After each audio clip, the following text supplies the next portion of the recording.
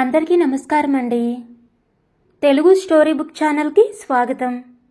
ఈరోజు నేను మీకు వినిపించబోతున్న కథ జొన్నకూటి మార్టిన్ ఫిన్లే గారు రచించిన లావణ్యం. కథను చివరి వరకు వినండి. నచ్చితే లైక్ చేయండి. కొత్తగా మన ఛానల్ని చూస్తున్నట్లయితే కనుక సబ్స్క్రైబ్ చేసుకోవడం అస్సలు మర్చిపోవద్దు. మరొక కథలోకి వెళ్ళిపోదామా? చూడమ్మా, రేపటి నుంచి పని మనిషికి రానవసరం లేదని చెప్పు. ఇక మీదట లావణ్య అన్నీ తనే చేసుకుంటుంది. అది కాదురా, పనంతా ఏదో చెప్పబోతున్న తల్లిని వారిస్తూ, నేను చెప్పినట్లు వినమ్మా, ఇంకేం మాట్లాడొద్దు. అలా అని నువ్వు ఏమీ చేయనవసరం లేదు. నీ ఆరోగ్యం కూడా అంతంత మాత్రం. పనంతా లావణ్య తను ఒక్కతే చూసుకుంటుంది అంటూ మరో మాటకు అవకాశం లేకుండా బయటకు వెళ్ళిపోయాడు హరి. ఎంత గుసగుసగా మాట్లాడిన మాటలు కూడా వంటింట్లోని లావణ్య చెవిన పడ్డాయి. భర్త మాటలకు ఆమె మ్రాన్పడింది. ఇంట్లోనూ స్నేహితులు తనని ఎంత చిన్నగా మాట్లాడినా స్పష్టంగా వినగలదని పాము చెవులని అనేవారు. ఆ కితాబుకి మురిసిపోయేది. ఇప్పుడు ఈ మాటలు చెవిన పడ్డాక అలాంటి ఒక సామర్థ్యం తనకు లేకుండా ఉండి ఉంటే ఎంత బాగుండేదో అని వాపోయింది. అందరిలానే ఎన్నో ఆశలతో అత్తవారింట్లోకి అడుగుపెట్టిన 5వ రోజునే వినిపించిన మాటలు లావణ్యను కలిచివేశాయి. మెట్టినింట్లో కోడలిగా భార్యగా వచ్చిన ఆమెకు ఇప్పుడు భర్త మాటల్లో ఆ ఇంట్లోని తన స్థానమేమిటో స్పష్టంగా ధ్వనించింది. కళ్ళల్లోకి నీళ్లు తోసుకొచ్చాయి. తనని వాళ్లల్లో ఓ మనిషిగా కాక పని మనిషి స్థాయికి దిగదోయడం ఆమె భరించలేకపోతుంది.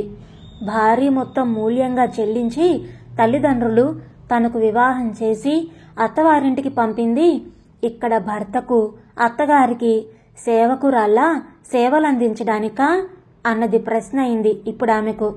బాధలో రోజంతా ఎలా గడిచిందో. సాయంత్రం ఆఫీసు నుంచి వచ్చిన భర్తకు కాఫీ అందించింది. ఎప్పటిలా మామూలుగా అతడు పలకరించబోతే ముభావంగా ఉండిపోయింది. తన పట్ల భర్త మనసులోని ఉద్దేశం తెలిసి వచ్చిన తర్వాత నవ్వుతూ ఎలా నటించగలదు? ఆ రాత్రి పడక మీద లావణ్య భర్తకు సహకరించలేదు. మరుసటి రోజు ఉదయమే ఆమె కార్యక్రమం ప్రారంభమైంది. ఉదయమే పనిలోకి వస్తూ పని మనిషి తనే పాల ప్యాకెట్ తెచ్చేది. ఈ రోజు మొదలు ఆ బాధ్యత కూడా తనదే.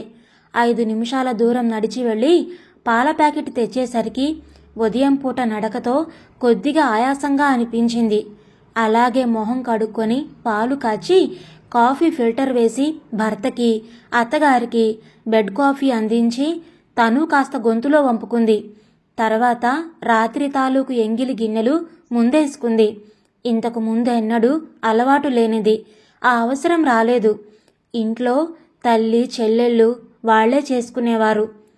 కూర్చొని తోమడం వల్ల కాళ్ళు తిమ్మిర్లెక్కి ఇబ్బందిగా అనిపించింది. అయినా తప్పదు. ఎలాగో అయిందనిపించింది. టిఫిన్ కార్యక్రమంలో పడింది. ఆలోగా లేచిన భర్త, లావణ్య, స్నానానికి కాస్త వేడినీళ్లు పెట్టు అని ఆదేశించాడు బ్రష్తో బాత్రూంకి వెళుతూ. చేస్తున్న పని ఆపి స్టవ్ మీదకి నీళ్లెక్కించి తిరిగి అంట్లు తోమడంలో మునిగిపోయింది. మొహం కడుక్కు వచ్చిన భర్తకి వేడివేడిగా దోశలు అందించి ఆపై కాఫీ ఇచ్చింది. టిఫిన్ ముగించి కాస్త వేడినీళ్లు బాత్రూంలో పెట్టేద్దు అని లేచాడు భర్త. అతడికి నీళ్లు తోడి యువతలికి రాబోతూ ఉంటే, లావణ్య, కొద్దిగా టవలిట్ అందుకో అంటూ మళ్లీ ఆదేశం. బాత్రూంకి వెళ్లేటప్పుడు టవల్తోనే వెళ్ళొచ్చు కదా. దానికి కూడా భార్య అమర్చి పెట్టాలన్నట్టుగా ఆదేశాలు జారీ చేస్తూ ఉంటే ఆమెకు కోపం ముంచుకొచ్చింది. ఇప్పటికి ప్రదర్శించే వీలు లేక సమయమూ లేక మౌనంగా తనలోనే దిగమింగుకుంది. మామూలుగా అయితే భర్త అలా ప్రతి దానికి తననే పిలుస్తూ తనపై ఆధారపడుతూ ఉంటే సరదాగానే అనిపించేదేమో. నిన్న భర్త మాటల్లో వ్యక్తమైన భావం ఈరోజు తన స్థితికి దర్పణం పడుతూ ఉంటే భరించడం కష్టంగా ఉంది. భర్త ఆఫీస్కి వెళ్లేసరికి కొద్దిగా ఊపిరిని తీసుకోవడానికి వీలైంది.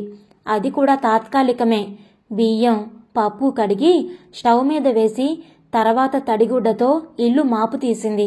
ఆపై భర్తవి, అత్తగారివి, తనవి మాసిన గుడ్డలు నానబెట్టి ఉతికింది. అంతా అయ్యేసరికి 1 భర్త వచ్చాడు. అతడికి వడ్డించింది.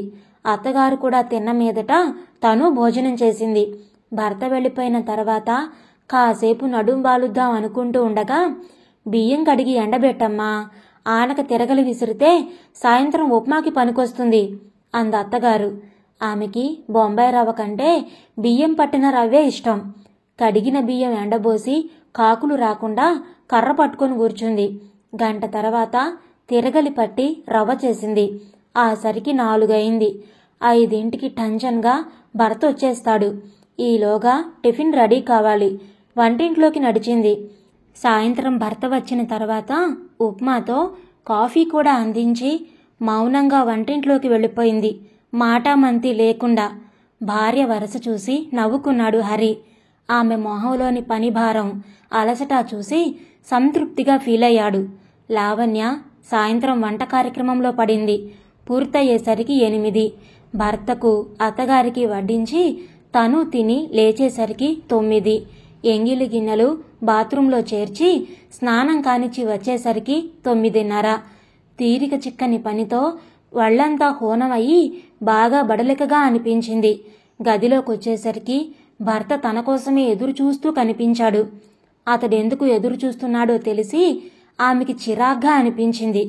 వచ్చి మంచం మీద మరి ఓపిక లేనట్టుగా పడి అటువైపుకి తిరిగి పడుకుంది. హరి ఆమె మీద చెయ్యి వేసి దగ్గరకు తీసుకోబోయాడు. ప్లీజ్, అలసటగా ఉంది, నన్ను వదిలేయండి అంటూ మృదువుగా తిరస్కరించి ఇట్స్ నోబెల్ రివెండ్ అనుకుంది మనసులో కసిగా. అతడు మరి బలవంతం చేయలేదు. తను అది లేకుండా కష్టంగానైనా ఉండగలడు. కానీ ఆమె మటుకు కష్టపడాల్సిందే అనుకున్నాడు అంతే కసిగా. కానీ అది ఆ ఒక్క రోజులోనే ఆగలేదు. ఆ తర్వాతి రోజు అంతే అయింది. ఆ తర్వాతి రోజు కూడా సహాయ నిరాకరణ ఉద్యమం కొనసాగుతూనే ఉంది. అతడు ప్రయత్నించి భంగపడుతున్నాడు. రోజులు గడుస్తున్నాయి. రోజు రోజుకి పెరిగిపోతున్న పనిభారం, అలసట, చికాకుల నేపథ్యంలో ఆమె తన సహాయ నిరాకరణ ఉద్యమం విరమించుకుంది లేదు. మరి తనకు కూడా బాగా కావాలి అనిపించినప్పుడు మాత్రం కొద్దిగా రిలాక్సేషన్ ఇస్తుంది. అది ఏ 10-15 రోజులకో ఒక్కసారి. ఆ విషయంలో కూడా భర్త తనని పని మనిషిని చేయనందుకు కొంతలో కొంత ఊరట. అప్పుడప్పుడు భర్తని బాధించడం లేదు కదా అనిపిస్తుంది. కానీ అంతలోనే అతడు తన మనసుకు చేసిన గాయం కంటే ఈ బాధ అంత లెక్కలోనిది కాదని సరిపెట్టుకుంటుంది. 2 నెలలు గడిచాయి. లావణ్యను చూసేందుకు తల్లి, తండ్రి, చెల్లెలు వచ్చారు. ఏమ్మా, మీ ఆయన తిండి పట్టడం లేదే?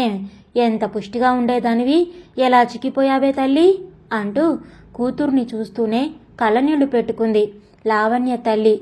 ఆ మాత్రం ఓదార్పు దొరికేసరికి తల్లిని వాటేసుకుని అన్ని రోజులు భరిస్తూ వస్తున్న బాధని, భర్త ప్రవర్తనని చెప్పుకొని ఏడ్చేసింది.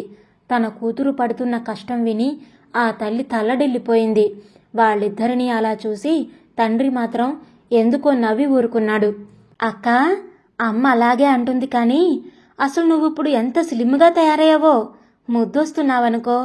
వెయిట్ రిడక్షన్ ట్రీట్మెంట్ ఏదైనా ప్రాక్టీస్ చేశావా అంటూ చెల్లెలు విసిరిన కాంప్లిమెంట్కి ఎప్పుడూ అద్దంలో అద్దానికి సరిపోని సైజుని ఉడికించే చెల్లెలేనా ఇలా అంటోందని తనోసారి పైనుంచి కిందకి చూసుకుంటూ అద్దం ముందుకొచ్చింది.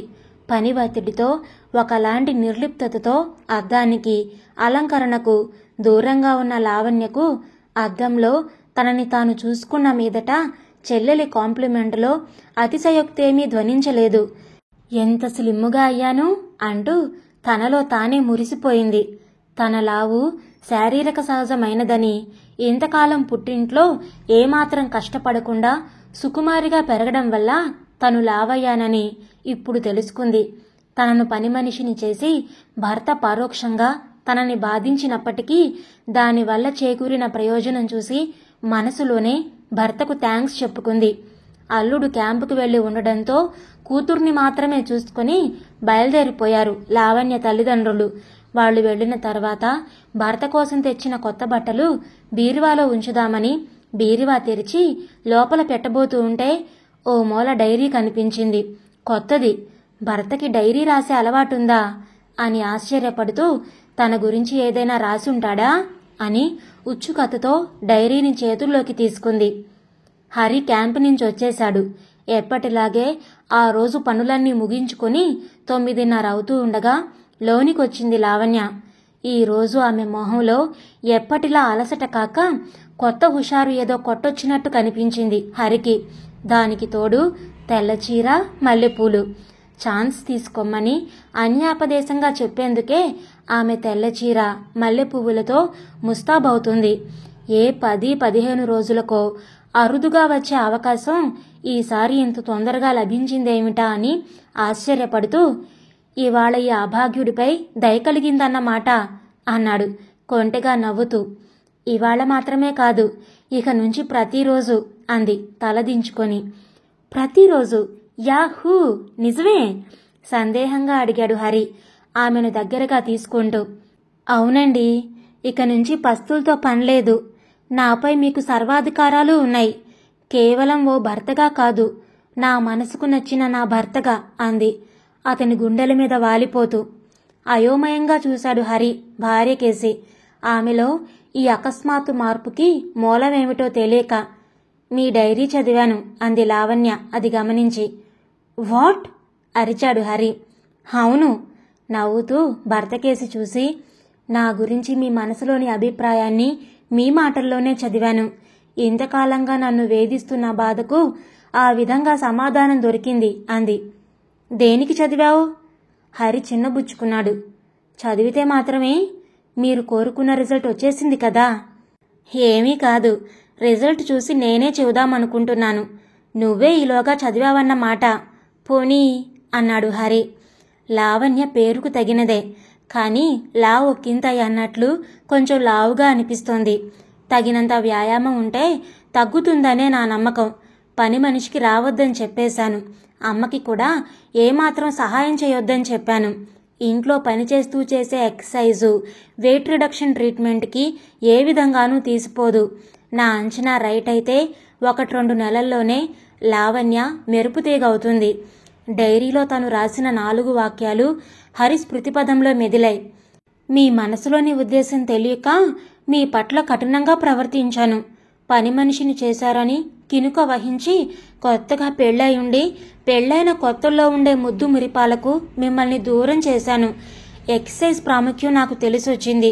అలాగే ఇంతకాలం మిమ్మల్ని దూరంగా ఉంచినందుకు ఇప్పుడు అపరాధ రుసుంతో సహా మీ కోరిక తీర్చుకోండి అంటూ భర్త కౌగిట్లో ఒదిగిపోయింది లావణ్య. అలా లైసెన్స్ ఇస్తే ఈ లావణ్యమంతా నాదిగా చేసుకోనా అంటూ లైట్ తీసేశాడు హరి. ఇదండి ఈరోజు కథ. మీకు నచ్చిందా? నచ్చితే లైక్ చేయండి, షేర్ చేయండి. అలాగే మీ విలువైన అభిప్రాయాలను కామెంట్స్లో తప్పకుండా తెలియచేయండి. ఇలాంటి మరెన్నో మంచి మంచి కథలు వినడానికి కొత్త వాళ్ళు మన ఛానల్ని తప్పకుండా సబ్స్క్రైబ్ చేసుకోండి. మరొక మంచి కథతో మళ్ళీ కలుద్దాం. అప్పటి వరకు ఉంటానండి.